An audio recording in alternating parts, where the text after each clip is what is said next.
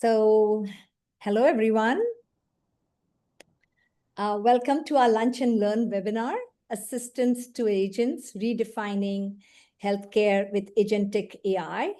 We're truly lucky to have this extremely diverse and well-respected panel with us today. And we will have the opportunity to hear from John Barto, who is a Chief Digital Transformation Officer at an enterprise like Microsoft. And we have Vishakha Sharma. She is on the board along with me at HIMSS NorCal. She's also a data scientist from a pharma company like Roche. And we have Peter Belcak, a research scientist from a leading chip maker like NVIDIA, and David Talby, the CEO of a healthcare AI modeling company, Johnson Labs.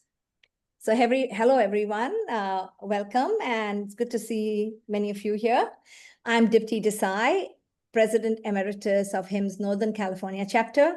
And those of you who are members of HIMSS know that we have 55 chapters all across the USA with a network of about 125,000 members. We have more than 400 provider organizations and about 500 plus health services organizations in our midst. I'm also the CEO of CareAsOne that brings together healthcare ecosystem together. And today I have the pleasure and the privilege of moderating this esteemed panel. So the evolution from AI assistants to intelligent agents is truly revolutionizing healthcare, as you all know. The agentic AI systems are capable of autonomous decision-making, proactive task execution, and multi-step reasoning. And they are transforming clinical workflows, patient engagement, operational efficiency. So this panel today will explore how healthcare organizations are adopting this agentic AI to drive personalized care, reduce clinical burden, and improve system-level outcomes. With the experts that we have here with us today, we will dive into real-world implementations, ethical considerations, and technological underpinnings for this technology. I would like to thank all of our audience that's making the time for us today for this Lunch and Learn webinar. And the way we've planned this is we do want it to be interactive in some format, which means that we will first do some Q&A, and then we would like some active audience participation in the end, towards the end. So feel free to, as you start thinking of questions as we are discussing, please start popping your questions into the Q&A box. In the last 10-15 minutes, we will address those. So let's begin. I'd like to start by asking our speakers to very briefly introduce themselves in a couple of sentences, and also maybe just share in a sentence or two what is it that they do. And mainly for the purpose of this question, I would like them to highlight what they think are the most critical differences between traditional AI assistants and agentic AI in healthcare. John or David, do you want to start us off? John, go ahead. Okay. So my name's John Barto. I noticed I'm the only non-PhD in this audience. So just to give you a feel for background, I'm actually a recovering CIO from a hospital. I work for Microsoft. I'm what we consider to be an industry advisor. Our role is to actually help organizations understand how technology can improve both care and actually the delivery process of care, if you would, throughout the industry. And I've been with Microsoft for about 15 years. In my opinion, the AI assistant to agentic AI is, and I think they're complementary. I think they'll actually be used long-term, both of them. But agentic AI to me is more process oriented. It's actually got a goal and a mission, and it's trying to help you with that goal and a mission. And for me, assistant AI is really more, I want to ask questions. I want to understand things. I want to learn some stuff. It's an extremely kind of different paradigm, if you would. Both use the same models underneath, though. Thank you. And any examples that you guys can give, right? A simple non-technical example that illustrates this. David, you want to set us off on that? Yep. So my name is David Talby. I'm the CEO of Johnson Labs. So we build healthcare-specific language models. We've been doing this for a long while. We have healthcare-specific LLMs, and we help a lot of the large academic medical centers, pharmaceutical software companies actually implement them. So the fun part is we see quite a few use cases. I think, we see agent mainly in two areas. The one is kind of is really autonomous decision making, right? So the one way to think about agents is it actually does stuff for you, right? So it's one thing to ask a generative AI, propose what I would do if I have, 3 days in Paris with my wife versus 3 days in Paris with my, young kids. It's a different thing, and that's a Agentic AI thing. It's like, and after you do it, just order the flights, order the hotels, buy the tickets in advance, kind of just do it.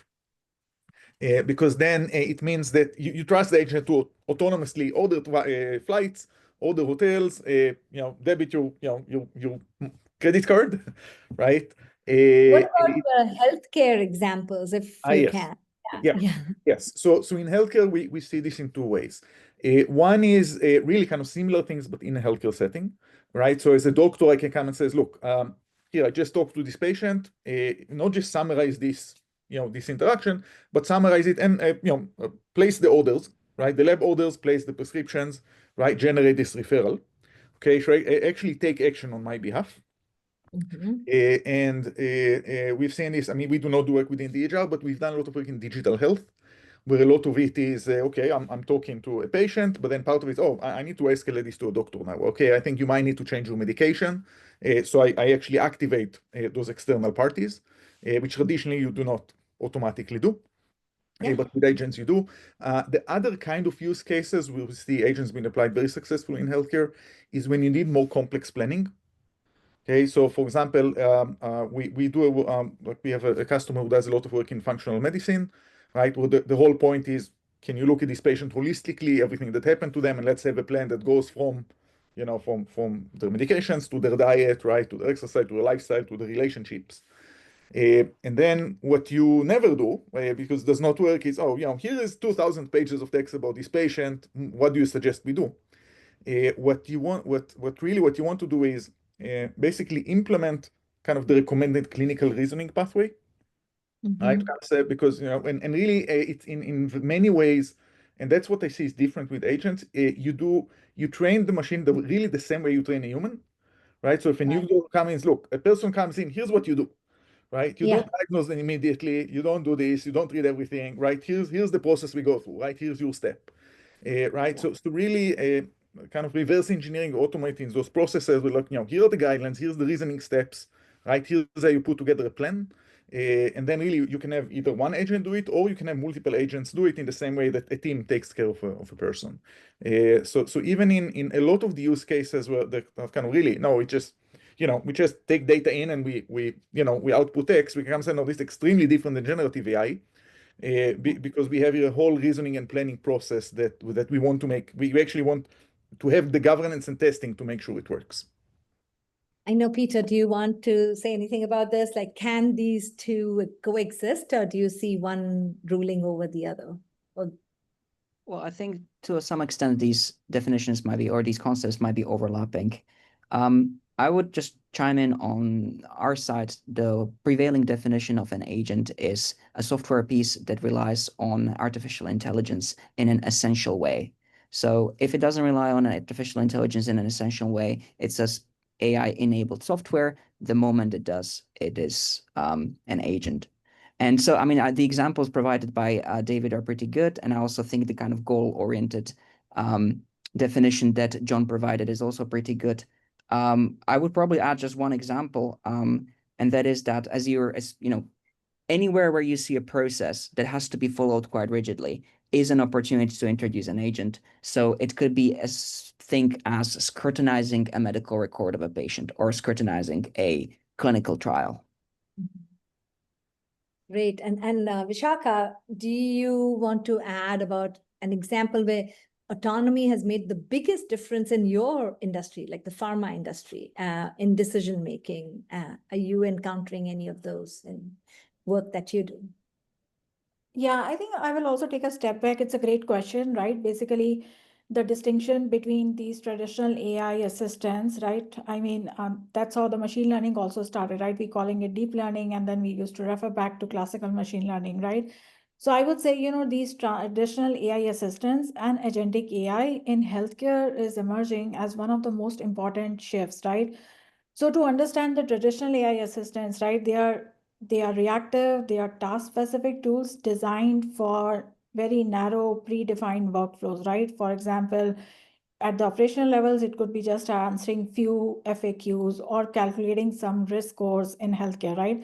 I mean, they wait for explicit input and cannot act independently, right? Like with the agentic AI, this paradigm shift that we are facing and will get more adoptive in the future in the healthcare systems, right, is basically very goal-driven and very proactive, right? It basically can plan and execute multiple step tasks, right? Like monitor clinical signals like EHR data or vitals, and even initiate actions such as flagging deterioration or drafting notes.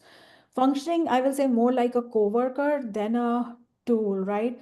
So I think it also adapts very continuously through feedback and context, learning user preferences. So I think it requires like a lot of shared accountability frameworks, right, with clinicians setting guardrails and build trust, not only through accuracy, but also transparency and explainability, right? Um, it has a potential to be transformational, and I think everybody's sort of trying different use cases, different their traditional way of working using those traditional AI assistants, chatbots, etc., but also leveraging this new technology to enable continuous monitoring, personalized healthcare, and proactive interventions while reducing the clinician burnout by offloading routine administrative and reasoning tasks. So true. I think, these agents have truly transformed the way we do healthcare. And I think it's given back time to our physicians and to our operators in healthcare. But the autonomy is like a sliding scale, I feel, right? And how do you define that autonomy in the context of healthcare? Where do you draw the line between decision support and decision making? I think this is a very fascinating question, and I would like to hear some of your thoughts on that, right? Is it different in clinical setting versus operational setting? Do you push it more in one versus another? Peter, do you want to take that on, or somebody else? Yes. I would probably just approach it from slightly more general perspective, and maybe somebody else can chime in on the medical specifics here. So we recognize, at least the way we design various toolkits for the building of agent, we recognize two modes of agency, kind of a code agency where the process is really rigid and it needs to be followed very thoroughly. And if you miss a step, it's a problem. And then there is the AI agency where you give the model the opportunity to think about what it might do with the information that you provided, and try a few different things before it settles on the final solution. And so, you mentioned it as a sliding scale. I just gave you a binary classification. Ultimately, whoever is building that agent for that particular use case, let's say, for the use in a hospital to help with handling the onboarding of patients, is the person who decides whether they're going to leave the AI to make the decisions to which doctors to call, what rooms to book, or whether they're going to follow a strict process and use the AI only as a conversational interface and perhaps to understand some context from the user-provided inputs. So it's really up to the person setting up the process, at least on the general side, and somebody else can probably provide more context. Yeah. And the same, go ahead. I was going to say, I actually subscribe to, and I've been talking about this for quite some time. Not all use cases in healthcare are equal. Like some of them are going to be administrative tasks, and we see adoption of things like agents and assistants much heavier in that space right now. And then when you get all the way over to clinical decision support, obviously we're going to have to get evidence-based that it's effective enough that we can actually get it cleared and do those types of things. So there's a sliding scale of where it applies effectively, and we're seeing that kind of capability. The other thing we subscribe to is that sliding scale, there's also a maturity model in the workforce. Like the workforce is going to learn how to use these things. They'll maybe start off with an assistant, make their way to a few agents doing things together. Then maybe they'll be managing full sets of agents. We call that piece of work the frontier firm kind of model, that we did workforce evaluation and surveys and came up with that concept. And so we do think there's a maturity both in the personnel that are using it, but there's also different use cases in each of the places in healthcare that will have different applications of it. Yeah, and as you mentioned, operational versus clinical, regulations and liability is different, right? And that influences, and too much autonomy can create safety and trust issues. Vishakha or David, do you guys want to address any of that? So I would like to add like one of the examples, right? I think many of you might have heard also, right? So I think so one of the impactful areas, right, for example, driven by agentic AI principles is also making a lot of differences in early disease detection and intervention for critical conditions, right? So if we consider the case of, let's say, sepsis detection, right? So for people who don't know what sepsis is, it's a basically life-threatening condition where body's response to infection causes organ damage, right? So early detection and rapid intervention are crucial for survival, but symptoms can be subtle and mimic other conditions, right? So traditionally, clinicians used to rely on their expertise, vital signs, lab results, and observations basically to identify sepsis. And this can be a challenging basically for any busy environment leading to delays, right? Once we get into this autonomous AI, right, like how it can impact is basically you can actually leverage to sort of continuously monitor massive amounts of real-time patient data from EHRs besides, and bedside monitors and lab results, right? And an autonomous AI can sort of analyze these data points simultaneously, right? Heart rate, blood pressure, temperature, etc., right? And it also will be very helpful in identifying these subtle patterns and deviations, basically, right? And also proactively trigger an alert, right? Basically to the cares team, right? Like often what is the probability score and a recommendation action plan, basically, right? So I think this autonomous detection and immediate alerting capability where AI decides when to basically flag critical condition without waiting for a human to prompt a review, I think has been shown to be significantly reducing the time to diagnose and treatment for sepsis. Yeah, I mean, with automation, you're seeing real world impact. That's what you really want to see.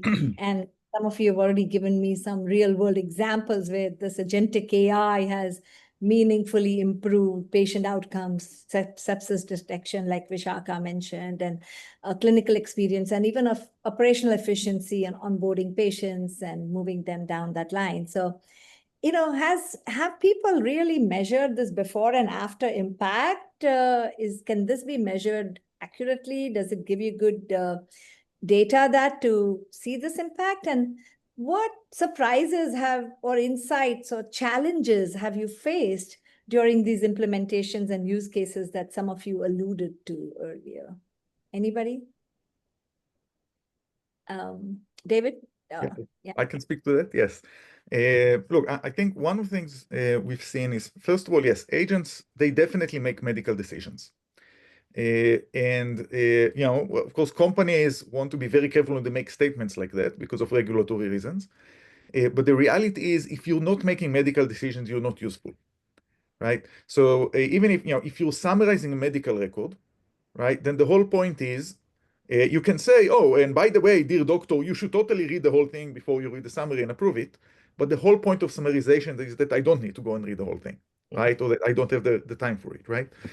Or if I decide how to achieve a goal, right? So for example, we're involved in one case where it's a digital health chat application, and it has multiple goals, but let's say one of the goals could be weight loss, right? So when I'm talking to the patient, yes, we're just having a chat, okay? But I have a goal, right? So my goal is not to answer your question. My goal is not to entertain you. My goal is to educate you on very specific things and convince you to do something right now. Okay, so in that case, just like a human dietitian would do it, right? You need to train the agent or the person how to do it, right? And then you need to watch that they actually take this action. So two of the challenges we've seen, one of them, and I think that's still an open problem, is really how do you actually measure it? Okay, so I gave you a goal, right? So a goal could be, oh, this patient has a weight loss challenge, or this patient has a medication adherence challenge, right? They forget to take the medication, just remind them. Okay, or this patient is a post-op, we just need to kind of help make sure they do their physical therapy and whatever. Because the conversations are going to be very diverse, right? When you start, oh, good morning, oh, what do you think? Oh, it's raining today, did you watch the game, blah, blah, but then you get into it. So it's not, like a classification regression problem. It's not an easy to measure. So that's definitely, I think, one open challenge we've seen. The second interesting challenge is how you interact with humans, because agents, like people, they work with a team. Sometimes it could be other agents, sometimes it could be when you escalate to a person. Okay, so for example, one of the things you have to do in healthcare, look, if you need, for example, a change in your medications, that has to be escalated to a human. Okay, right? So I can recommend that you change your diet. I can recommend you go for a run. But if we need to, double the dosage of medication, that has to be done by a licensed human. Mhm. Right? Or for example, if a patient says, "Oh, how do you feel this morning? How about the breakfast?" Right? Because we're talking about your diet, and someone says, "I have chest pains today." Right? Then your next answer cannot be, maybe an omelet. Right? That's the right. That's where you get into legal problems, right? And you hurt people. Right. So that's also, you need those escalations. So I think the other challenge is being kind of really defining those escalation points, right? Because an agent by nature, you cannot work in isolation, right? So it's not classic software where it's like, even accepts it. Oh, here's the information about this patient, give me a score, and I'll take it from here. Here it's, you're talking to this person now. You need to understand who the rest of your team is. Right, you need to escalate to them. Right, they need to give you more information, and that's been a non-trivial thing to design and to test. Yeah. No, I mean, clinicians and patients need to work with them, interact with them, and understand where the decision's coming from. Then they need to trust it. A lot of physicians, a lot of people are wary of it. They feel like they're going to replace the doctor, right? You need to trust, and then there's going to be a learning curve too. So anybody, John, Peter, do you guys want to talk about the trust and learning of the system? Is it easy for them to adopt and implement, and how much can somebody trust something like this? Yeah, I'll actually give you a really interesting example. We through Agentic capabilities, we helped build a tumor board construct. We did this at a couple health systems, and the reason the tumor board was interesting is because every one of these health institutes wants every cancer patient to be able to have a molecular tumor board. Like, it's a good practice. But quite often they can't because they don't have the resources to assemble the data and information and get the meeting together for the tumor board and those types of things. And what we did is we actually created an agentic model with an orchestrator and all that kind of stuff to go actually do that for them. Build out the entire backlog of the history of the patient, go through and do second level chart review, all that kind of stuff, and present it. And what was interesting about it is I demonstrate this to a lot of doctors, right? And the first thing is, how did they come to that conclusion? And then basically everything is grounded on the data of the health system itself. So you have to actually point them to the place in the documentation that they created that says, here's how they got to that solution, right? Here's how they came to that answer.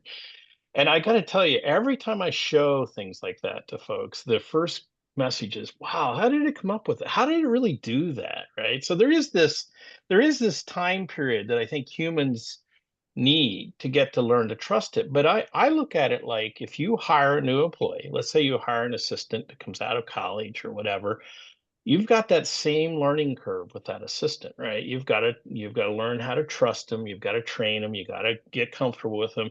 So it's really a way to co-work together. And what we're seeing is a lot more tumor board models being able to be done because the preparation work for doing it to get there is being handled by agents, right?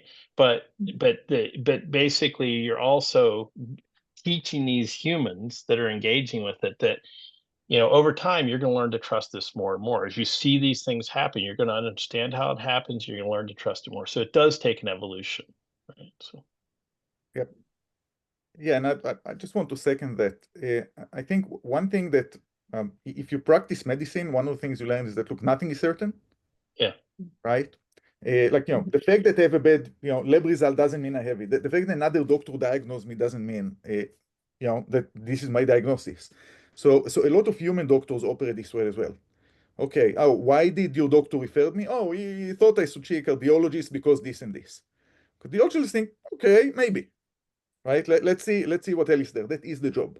Right? If you're doing things that are more complex, like oncology, right, where you have a tumor board, right? And the whole point of having two models, oh, let's have a discussion. What do you think? Do we think surgery or no surgery? Yep. Do we Yep. even need to do anything, or we wait 6 months? Okay, should we take them through a round of chemo? You know, is it worse than just letting it be? It's important to question, right? So every time you transfer a patient, right, every time you think about your own diagnosis 2 days ago, is it still relevant? You're questioning things, right? Yep. So I think it's very much the same thing with agents. Yes, at the beginning, yeah, you should not trust them, okay? But as you say, it's like, you know, I'm new here.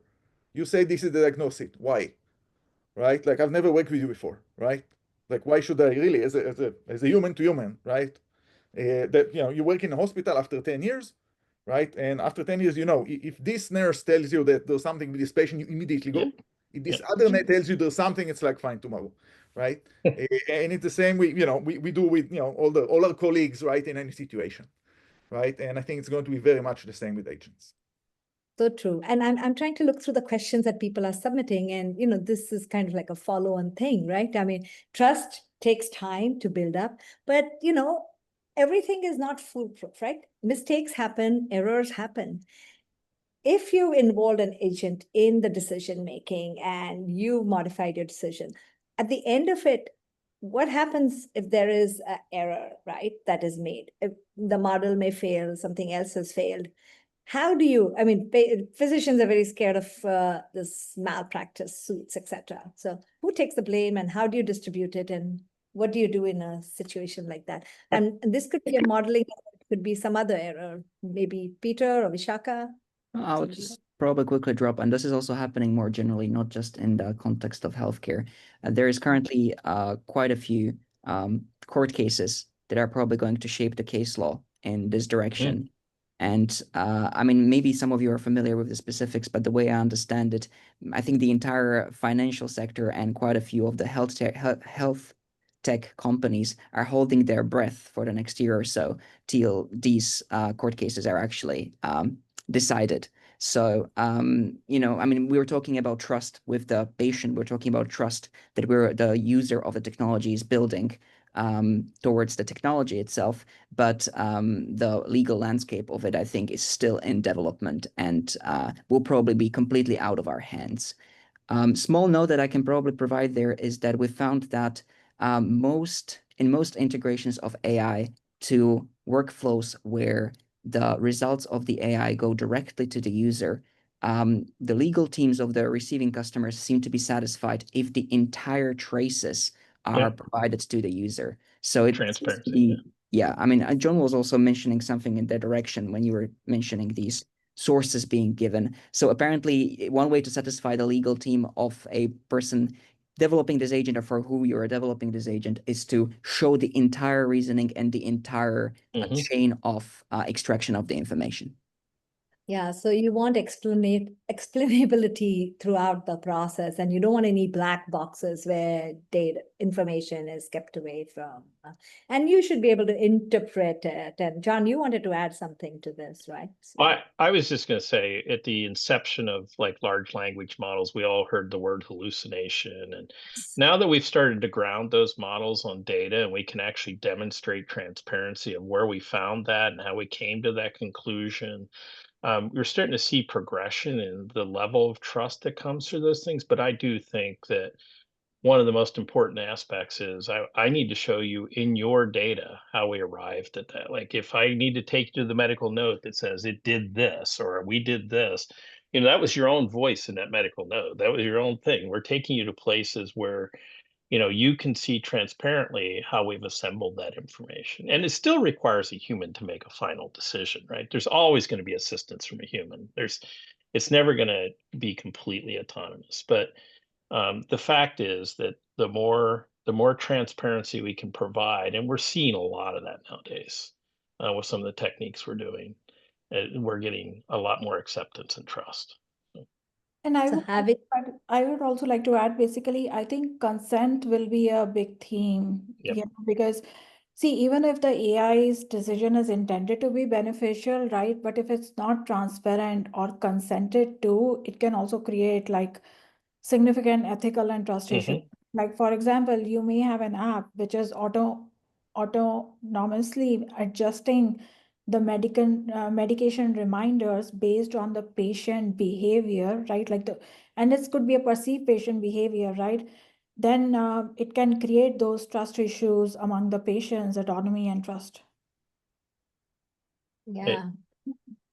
I was going to say something there. It's interesting you bring that up. One of the things I do in the demonstration I was telling you about earlier is we demonstrate also that the security layers of the data that things can access are actually based on the human that's using the agent, right? So you adopt the security requirements of that human inside the agent. So if there's data you're not allowed to see or deal with, you don't get a chance to see or deal with that. So it's almost like securing an individual.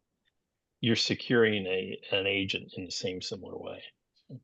Oh, absolutely. I think agentic AI is here to stay, and it's really crucial and important, and it's done so much good, right? There's always pros and cons to everything that we do as we advance technology, but having human in the loop has been very beneficial in this whole process. So, you know, I wanted to now go back to some of the use cases that you alluded to, and wanted to go back. We talked about a few specialties that it has also worked in, and the workflows, which are very difficult to change in healthcare.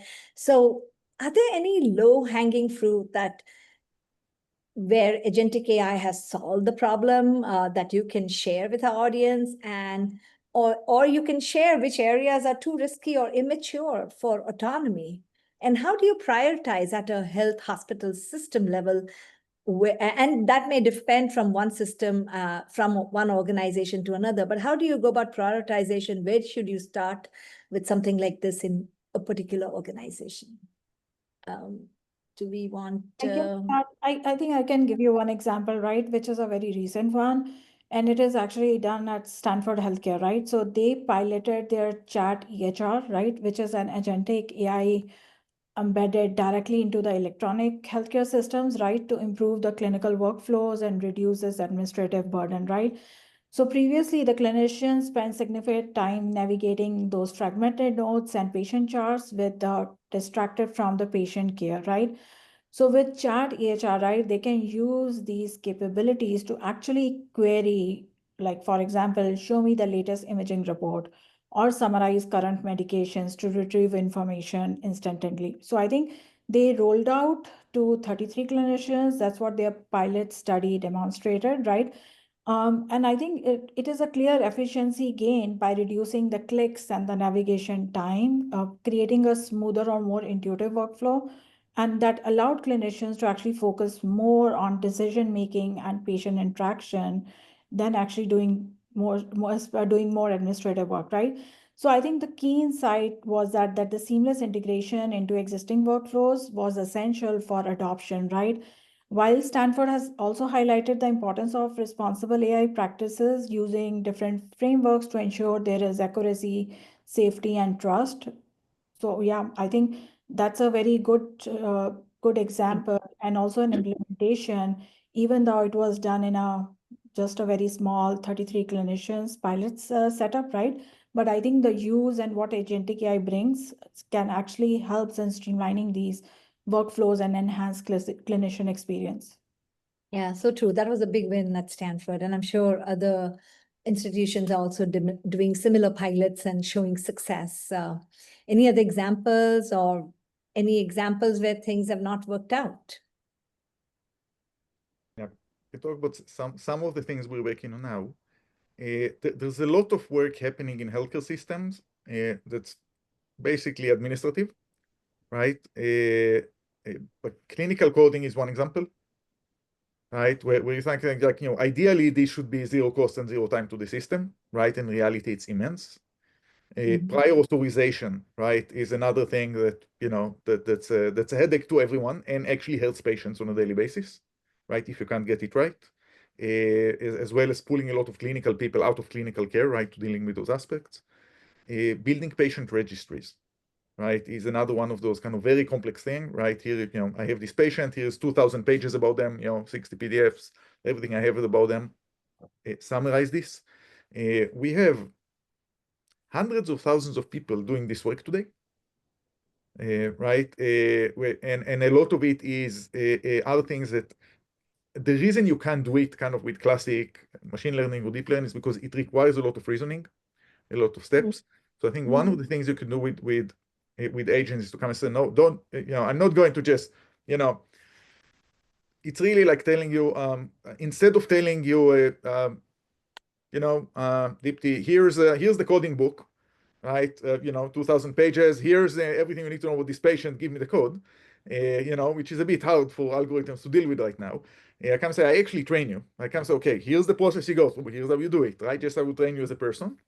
Okay, if you need to look up something, you don't need to memorize the whole book. Here's the book, but you need to understand the process. And now, I give you the information kind of in small chunks. I think we are what I am seeing is that things like patient registry, things like coding, we are really for the first time we're getting to that regulatory grade accuracy. Okay, because what we could do for really, and people have been working on this for 20, 30 years, to come say, okay, let's have computer assisted stuff. Right? So we can come and say, yes, we can solve the easy cases. We can highlight where you need to look, and we can look all of that, and then the human goes in. What I'm seeing really last year, this year for the first time, we get to really very complex reasoning process. We can say, yeah, we can actually outperform human experts consistently, right? And that's a big shift in what's achievable. And I think we're going to see a lot of that over the next decade as it gets implemented. David, Yes. I wanted to add something to that. Revenue cycle management is an area that is ripe for, these health systems spend so much time, money, and energy in that space, and a lot of it is administrative work that agents can help with. We're doing a lot of work in that space. But the other thing I wanted to say is you ask if there's places it hasn't worked as well for us. And what we've learned is, one of the original use cases for most AI was, note taking. Like, I'm just going to talk and you take the note and put it in the medical record and all that kind of stuff, right? And what's interesting is that works very well when it's not a structured note. I'm not having to put blood pressure somewhere or this or that somewhere else. The one thing that we're working toward right now is actually in that structured note space, actually being able to fill fields that sit in an EMR or wherever. There's been some challenges because every deployment of these EMRs is slightly different, and getting it right from a pattern perspective and things. So there is some adaptive work we have to do there.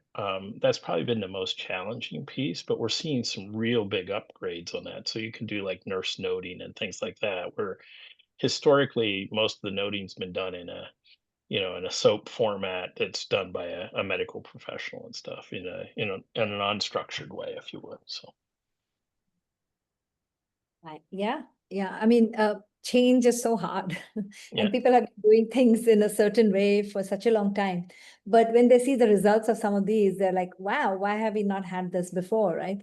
But some people, it's like, there's a question there from the audience that says, how shall we begin to change the clinical training to support clinicians in optimally leveraging these tools while assuring that we do not lose critical interpersonal skills, interactions between the professionals, and deepening and evolving the unique human role and impact that clinicians, physicians, nurses can provide in partnership with agents? Any thoughts on that? John? I actually work with a lot of health institutes, and we talk about where they hire their medical professionals from, whether it be nurses or doctors. Where are the schools that they come out of? Do we need to go we go all the way back into the programs where they're being trained? It's something that medical training has, it needs to catch up to a little bit, in my opinion. Like, we teach everybody about medicine. We don't teach them about the tools and the arts that they're going to use inside of documenting that and managing it. We're starting to actually engage at those med schools, talking about how's the future going to look? How am I going to work with a dictation model? How am I going to do this in the future? Those types of things. So we try to start all the way back there. And then we have programs that we actually educate the people that are currently in the roles and those types of things at the health institutes. But, we kind of think about it as like, you think about it this way. Like, if a child's born today, they're likely going to have an AI buddy that's going to live with them the rest of their lives. Now, we, unfortunately, people that are a little older, including me, I might be on the little older scale. We won't experience that same thing. But we're going to start to see that they're going to require that kind of stuff. They're going to be looking for that kind of stuff as they're going through med school, as they're going through that kind of stuff. And so, I do think it'll take a little bit of time, but getting all the way back to the root of where we start to train these folks is going to be extremely important to make sure they're adapting to the technology appropriately.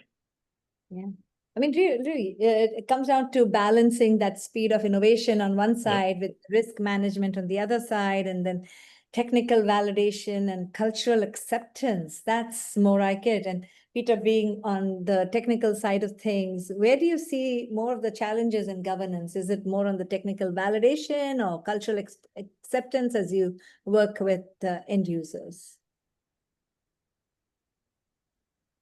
Well, I think the major obstacles right now are the regulatory ones. And I mean, if you jump through those to their satisfaction, then you would hope that AI, as it evolved today, it's so intuitive that you wouldn't require too much training. Of course, you still need to explain the tool and explain its limitations to the user. But since, I mean, the example of a note-taking app, just saying something out loud, you would hope that a well-working note-taking app would be good at parsing what you said and putting it in a way that will capture what you said in the right context.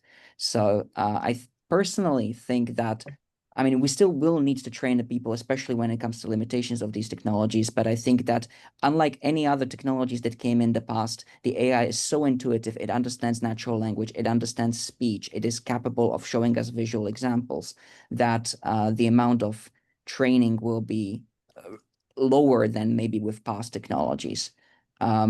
Cultural acceptance, I also personally don't think it's going to be too much of a problem. And that is probably because, as John said, these people are going to be growing up with the technology. So it's going to be their second nature to a large extent. So, I mean, at least the way we see it now with enterprise customers, satisfying regulators is the #1 priority for many. Yep. Yeah. Yeah. I think I would like to add, communication training will be also very critical, because I think clinicians, they really need to explain the AI-driven insights in a way that actually builds trust and reduce anxiety and empowers patients, right? So empathy could be a differentiator there, that, with AI taking on routine reasoning, more time can be invested in listening, shared decision-making, and holistic care. Mm-hmm. Yeah, a lot of times patients are anxious and there's a lot of anxiety of AI in there. And then, oftentimes we give them the option of opting out. So I know Steve asked this question, should they be made aware of the likely impact of the decisions on their outcomes? Again, it comes down to regulatory point of view, but if anybody wants to take that question, how do we do that? And in fact, standards, I think the financial industry has done a very good job with standardizing everything across the financial institutions. How can we get the healthcare institutions to all work collaboratively and collectively to create these standards? Do you think we should have this governance to be standardized across all the healthcare systems? If so, how do we do that? So I think that there is a lot of work, a lot of collaborative work already happening. I mean, I've been involved in the beginning with the Coalition for Health AI, which is one of the nonprofits who's working on exactly that, right? To have a collaboration of not just health system, but also, like Microsoft is there, right? We are there, pharmaceuticals are there. So that specifically governance would be something that's shared. And I think that that does make sense. I think we are very early on, right? So, for example, you're saying financial systems, because finance has made the move to computers very early on, right? Starting in the 30s, right? And all the way to 70s, 80s, all of those. Healthcare is a bit behind there. But where healthcare has really thousands of years experience is in ethics, right? Medical ethics, right?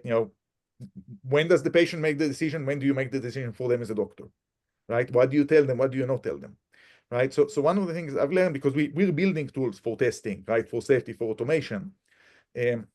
Once it comes, you don't really need to come up with new medical ethics guidelines, right? They're all written, right? When you go to study as a human doctor, right, you talk about that. Let's talk about end-of-life decisions, right? Let's talk about when you don't tell the patient someone, right, because you're just going to worry them, right? Let's talk about when are you allowed to tell something to their parents or not, right? Privacy. right? So all of those are kind of really very well understood, and in a sense, one of the benefits in healthcare, it's actually ahead in that respect.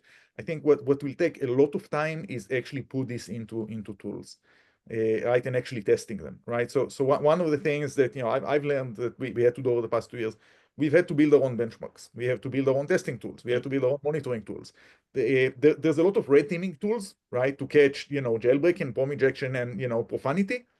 There are like 0 tools to do medical red teaming, right? Upcoding, right? Privacy violations. How do for example, you have a chatbot. How do you communicate uncertainty? Okay, so one of the things that you learn in medical, so you never tell a patient, this surgery will solve your problem. Okay, what you tell them is, look, in your situation, you have options. You should seriously consider surgery. Here are the outcomes. Here are the risks. What do you think? Right, and this is kind of one of 200 things that they teach you, right, in terms of how you communicate, right? Really, what's the safe thing to do? What's the ethical thing to do? Right? What's the human thing to do?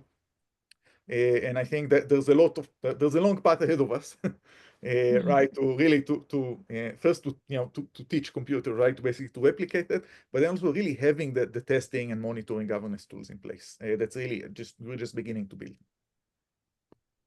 Yeah, that's so true. I mean, there's a lot of uncertainty, and collective decision making with the patient in the loop is also very important in order to make the right decisions. Yes. Yeah. And, one other thing is when you ask about low-hanging fruit use cases, one of the things that I've seen is that there's a very big one of the low-hanging fruit is, for example, use cases towards clinicians. Okay, because if a clinician asks a question and basically you answer a bullshit answer or the wrong answer, a clinician would know, right? In the same way, if you have a radiology machine, and let's say machine is completely malfunctioning, right? A radiologist will look and kind of say, oh, this is just plain wrong, right? I'm not even going to tell it to a patient. When you have a patient, right, they don't even know what diabetes is, right? They have no medical understandings, right? They don't know.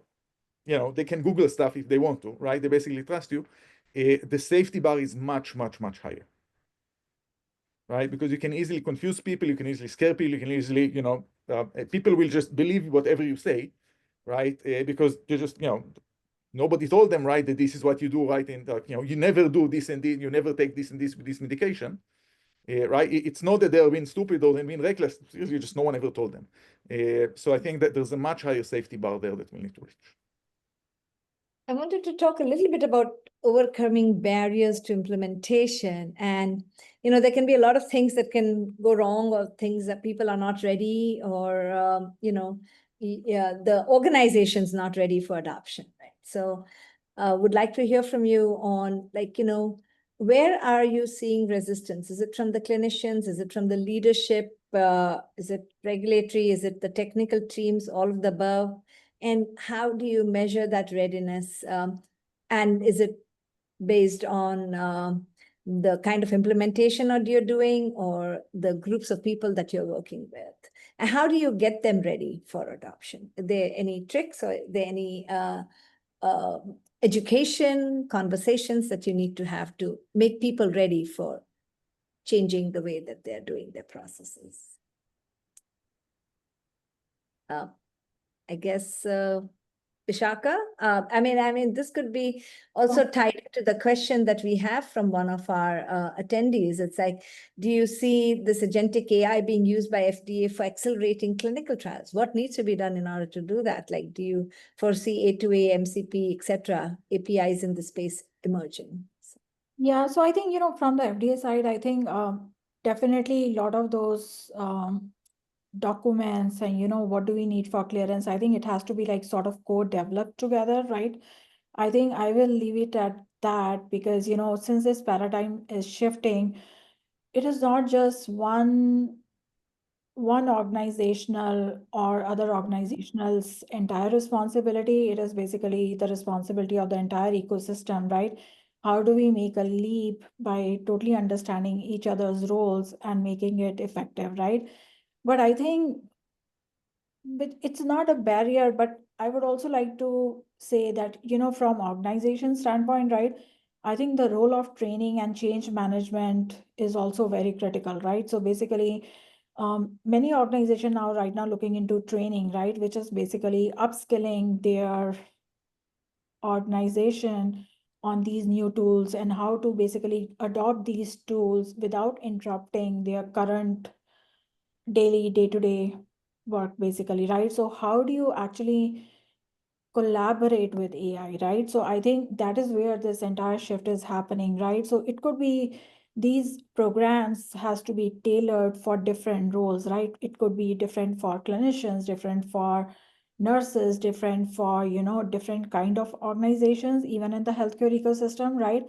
And then the change management, right, which is the most difficult part, right? Like basically, why behind any AI adoption, right? So how do you handle that within the organization by stakeholder engagement, leadership sponsorship, right? Running small pilot programs, etc., right? So I think measuring the readiness for adoption is one of the critical things, right? So how do you make sure that, it involves assessing both technical and organizational factors to identify the strengths and the gaps, basically?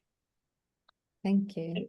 Can, I know. Okay, go ahead. I was John. going to add something to that. So I think we got to realize that I think adoption is going to actually pick up pretty quickly because we've got to look at the fact that we've got a pending issue in the United States, at least, maybe not in other countries, where we really have a real shortage of humans to actually engage in this conversation. And so while you think it might be tough to get access to a doctor's appointment today, it's going to get even worse over time. And if we don't build agents into this conversation, if we don't adopt this, we're going to see this shortage of access for people that really need care, to be able to get it. And so I think we're going to see adoption speed a little bit as that looming problem becomes more prevalent, right? We see it today. I mean, I don't know about you, but every time I try to go get a doctor's appointment, it's 4 weeks, 6 weeks, right? You've got to really spend some time and energy to do that. I just feel like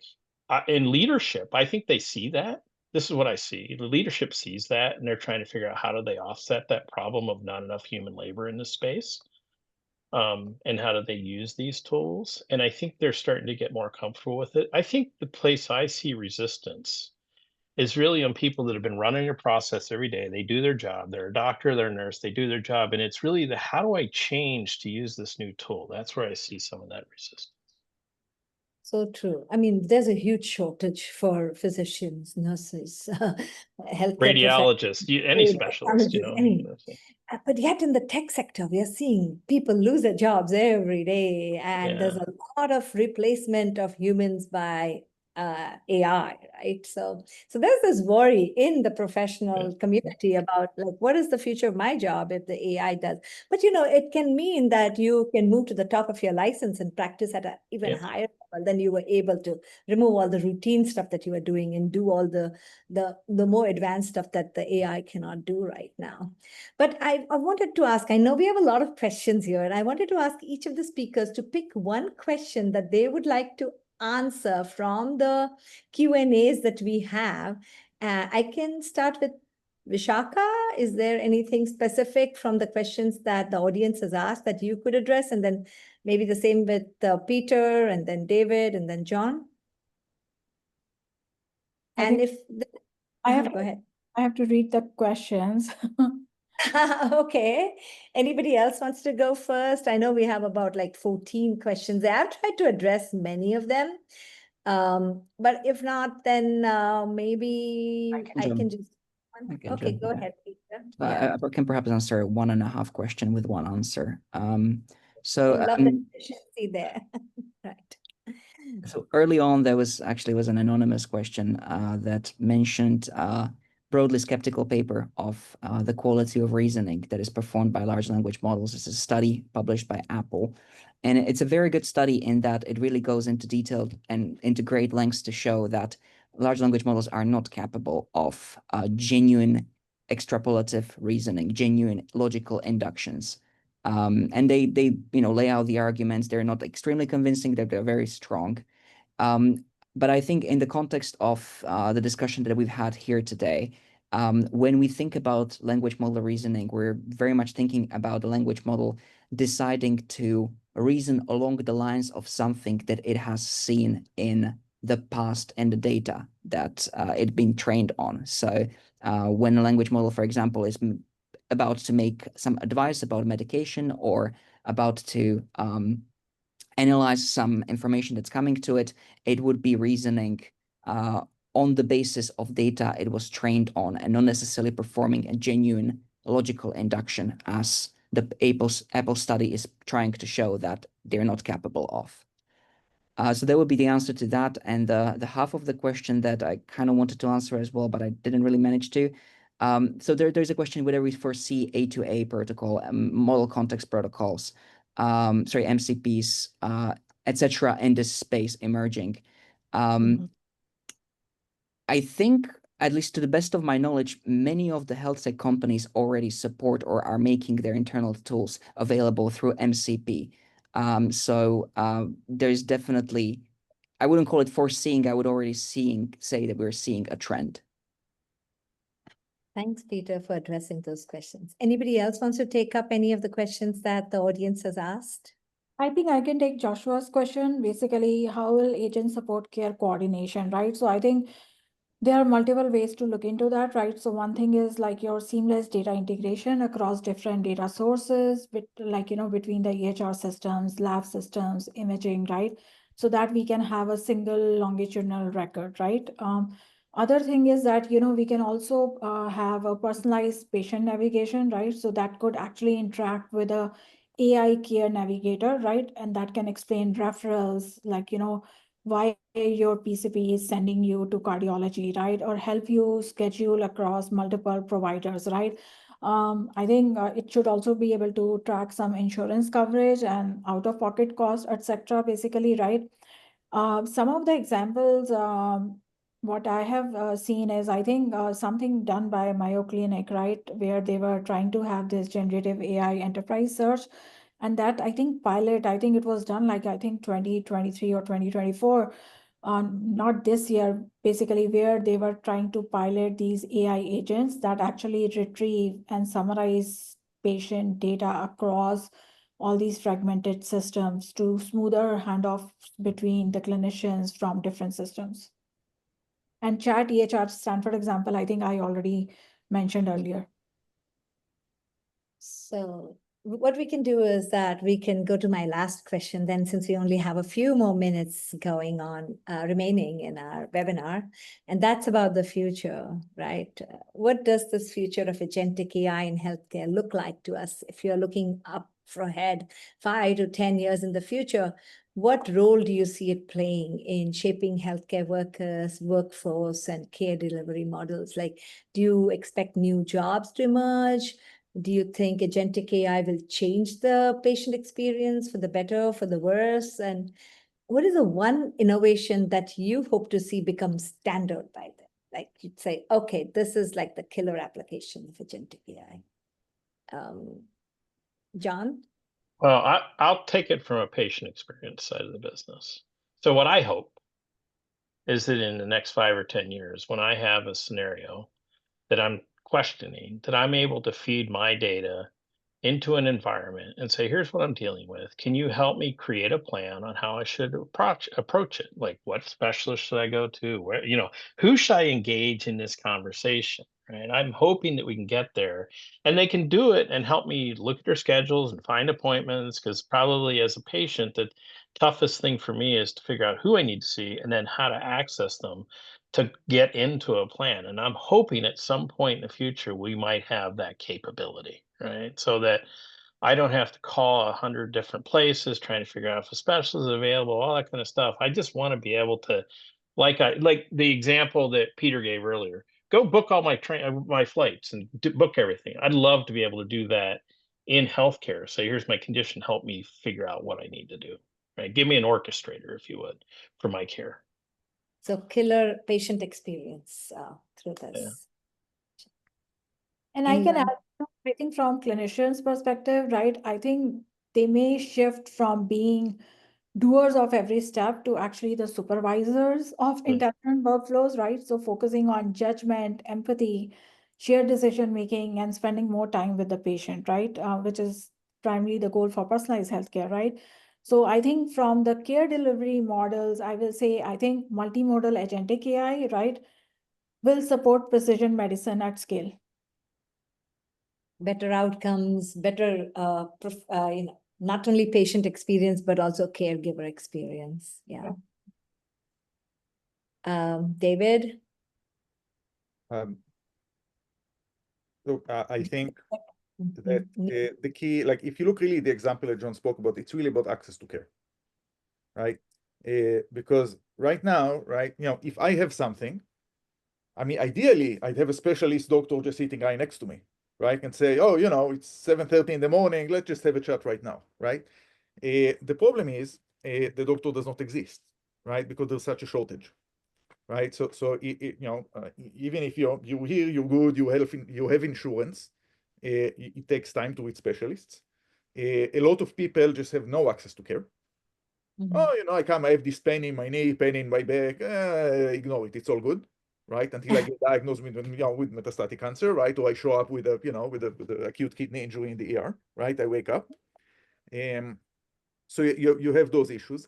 Specialists do not exist, right? Like there are no psychiatrists, there are no endocrinologists, right? They're like, we need 10, 20 times the number of specialists we have today in the US, and the population is growing more than what we're even training them. So I think really I think that the one thing where people hold hope for this technology is really that every person, wherever they are, would actually have access to the best healthcare, right? Immediately, right? So it doesn't matter who you are, it doesn't matter how much money you make. As you say, you can just immediately, you have a problem, you can talk to someone, they can tell you what you need to do, and you can have access that's as good, right, or of a level of reasoning, decision making, right, as as a person who lives in a large city or has more money, right, than you would have it. And right now, like practically speaking, that seems to be the only way we'll be able to get healthcare, right, to most people and solve the problem, because we're not going to solve it with human doctors. That's one. For me, other than that, like, one smaller thing that I would hope happens. One thing that really does not exist today is a proper way to measure and monitor those systems. And that's something that as builders we can build. Right? And that's all the way from a regulatory and governance to really what test suites you actually run on this and what monitoring do you do. And that's something I really hope gets built in the next 3 to 5 years. Peter, any one innovation you want to see become standard or new job roles that you think will emerge? I'm not really a job role, but I think the one innovation that we're already kind of feeling is the personalization of the healthcare. So it was already mentioned previously, but I'll just double down on that point. Many of the follow-up appointments just are, social, not necessarily social checkups, but there is a little information traded, and there is a lot more kind of a social engagement and making sure that the patient really follows the procedure and that psychologically he's well managed. And so I think that is something that is the most reachable, the lowest hanging fruit in terms of future possible innovations that we're going to see. Great. Yeah, I think we learned a lot today. There's so much information that you all gave out. I know we've exceeded our time a little bit by a few minutes, but I just wanted to end with saying that those of you who attended today, I hope you learned a lot during this Lunch and Learn webinar that we had. You learned about the core differences between traditional AI assistants and the agentic AI in healthcare applications. We explored some of these real-world use cases demonstrating clinical and operational impact with agentic AI, and we identified some challenges and some, deployments and implementations of this autonomous AI systems in healthcare. So I would like to say to all of you that thank you for this incredibly insightful and thought-provoking discussion that you brought about. Our speakers on the future of agentic AI in healthcare. Your expertise has illuminated the path forward for the attendees over here. You addressed some of the questions that they had. You addressed some of the immense opportunities and the ethical dilemma that we face in this new environment with AI. And to our audience, thank you for engaging with us. Your questions and active participation was truly dynamic, and I hope we were able to address many of the questions that you brought up here, and hope that makes it a memorable session for you. We have recorded the session, so those of you registered, we will share the links with you. And thank you for joining us. We look forward to an incredible advancements in this particular field. And if you enjoyed the session, I hope, and you learned from it, I hope you will initiate discussions within your own network on this. Tag us, tag HIMSS, and tag the speakers, tag their organizations, and join us in future Lunch and Learn webinars that are hosted by HIMSS NorCal. Thank you. Thank you all. I appreciate it. Thank you.